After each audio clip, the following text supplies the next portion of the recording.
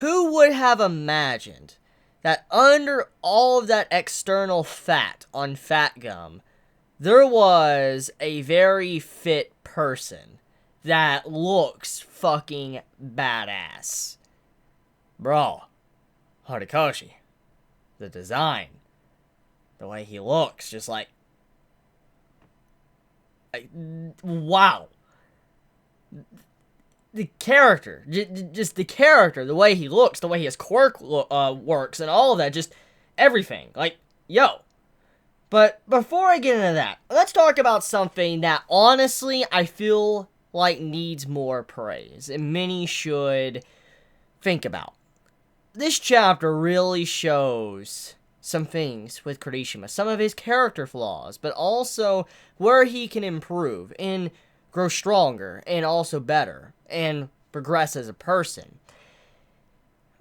Normally, when you see series like this, when a character is in a state to where they're losing, they're getting their ass beat, they turn around and save their senpai or something. They save the one that's training them, or they turn around and, they get a power-up or something, get stronger, and they're able to defeat the villain. That's normally how these things go. Even, not in just shonen, but also in seinen too, that can happen sometimes. And I truly am proud and happy of what Horikoshi did to handle this chapter. And let me explain. Kirishima, after last chapter, we know what happened to him. The man, he thought he was unbreakable. He gave himself that title. And when his armor, his unbreakable hardening broke, the man's entire self-confidence just shattered in that moment. It was brittle. And I feel like it's very fitting to describe his character. And it's very ironic that his confidence would be so easy to shatter when he has a quirk like hardening. It's a really interesting way Horikoshi is designing his character. But the big thing about this chapter, and what it's really showing us, is that Kirishima, he has something very dark in his past. Something that has really affected him his entire life. Something that has made this man lose confidence. He lacks self-confidence. And you can see that with how he displays himself in the last chapter, in this chapter, and even in previous arcs too. There were slight glimpses into this, but not as prevalent as what we have seen in these past two chapters. Kirishima holds something inside of him. Something happened when he was younger. Something that has really made him lack confidence.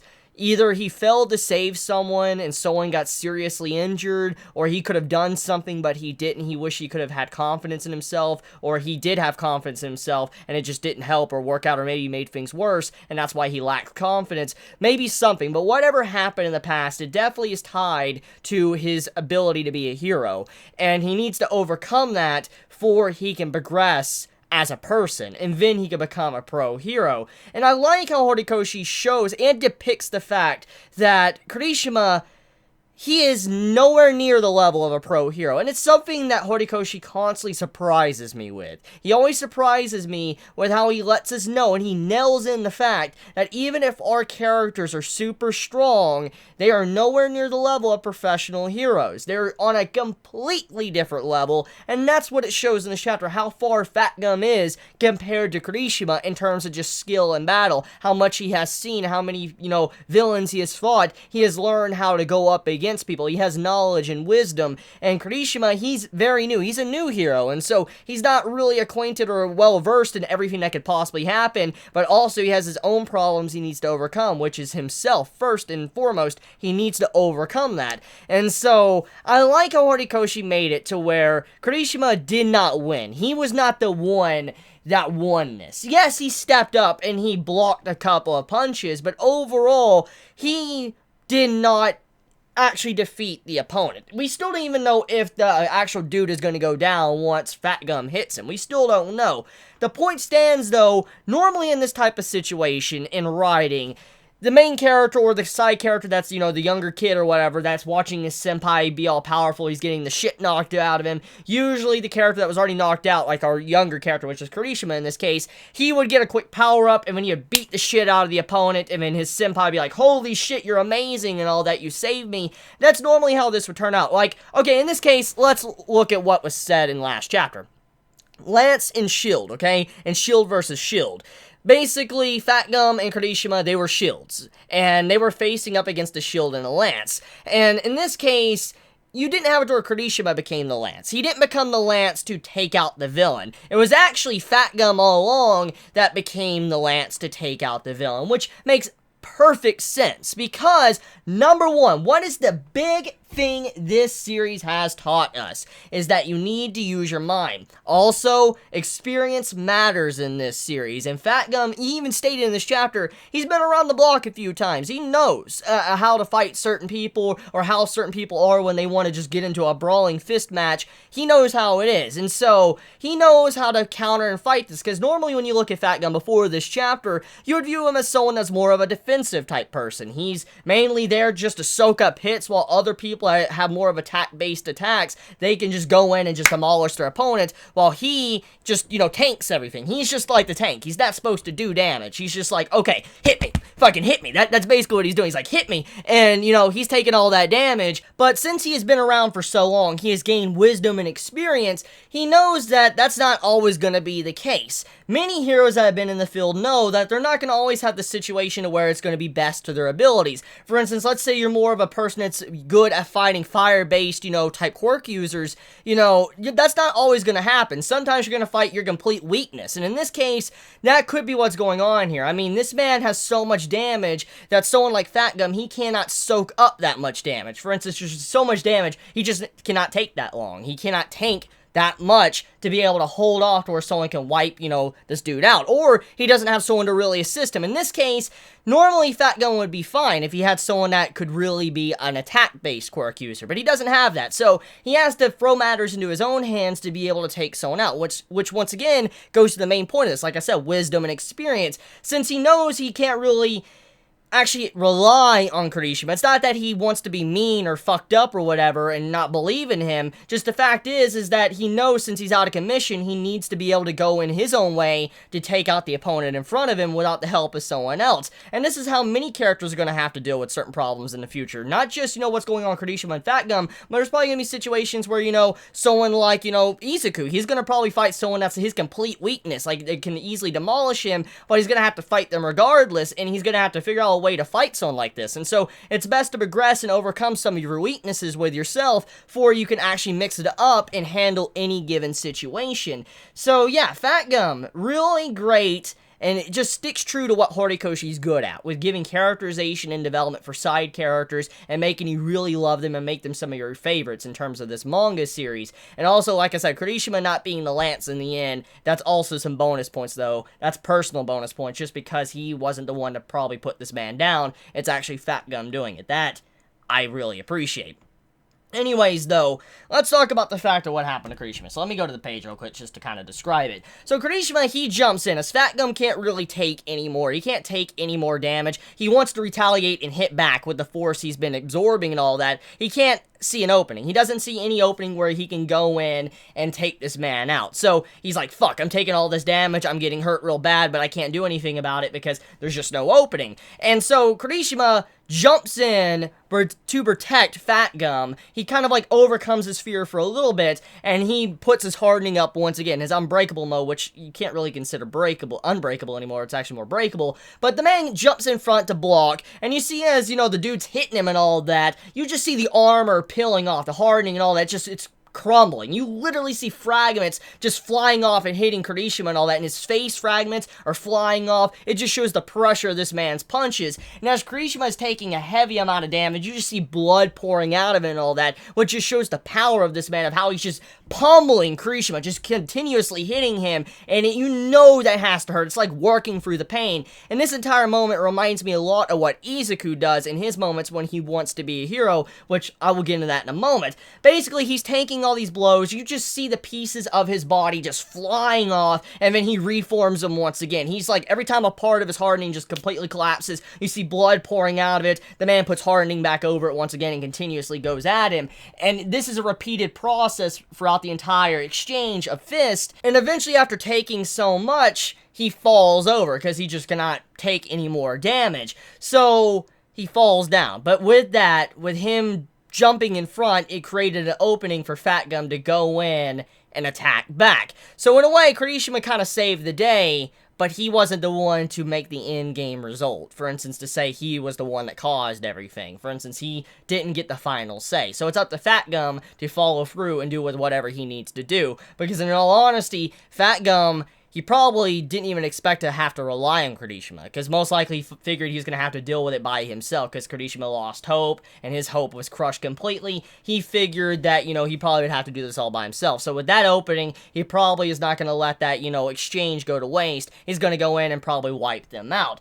Anyways, though, let's talk about the state of Kirishima's body. So, the final panel, from what I can see personally, what I'm looking at, his body is entirely covered in blood. It's entirely covered in blood. You see little spots where you just see skin, but overall, the entirety of his body is just straight blood, and his eyes are completely blank, which just goes to show he's unconscious. Like, this man is blacked out. He's not even in a state of being conscious anymore. He's blacked out, blood all over his body. You can see it on his arms, shoulders, neck, face, everything. Blood completely covering him. And so the state of this man's body is horrible. He's in a very, very bad state. And from what I can see from the way his body is, it doesn't look like he has hardening up anymore, because of the way his shoulders look and the way his face looks as well. So it doesn't look like he has harden on. So this means that anything that was probably holding him together is no longer there, which I want to explain. As I said, when he was, taking hits, he kept reforming his hardening ability over top of his wounds. So it's like, this is a perfect way to look at it. Imagine Guts' Berserker armor. You know the Berserker armor in Berserk that Guts has when he dons it, and even if his bones get shattered and his arms dislocated, his armor straight up repairs it, like not healing him, but it holds his body into place and he can continuously fight. He doesn't feel any pain, but it just makes it to where his body's held into place and he can keep fighting. And once the armor is removed, his body is in that state where his bones are shattered or crushed. That's very similar to what I think is going on here. The only thing that was really holding Kirishima's body in place, probably, was most likely his hardening ability, because, his bones are probably completely fucked up and all that. He probably has some holes and scratches and complete just holes in his body, and the only thing that was really holding it probably was his hardening ability. With that gone, blood's just going to be gushing out of it. Now, I don't know how far Horikoshi wants to take this situation, because this is a shonen. At the end of the day,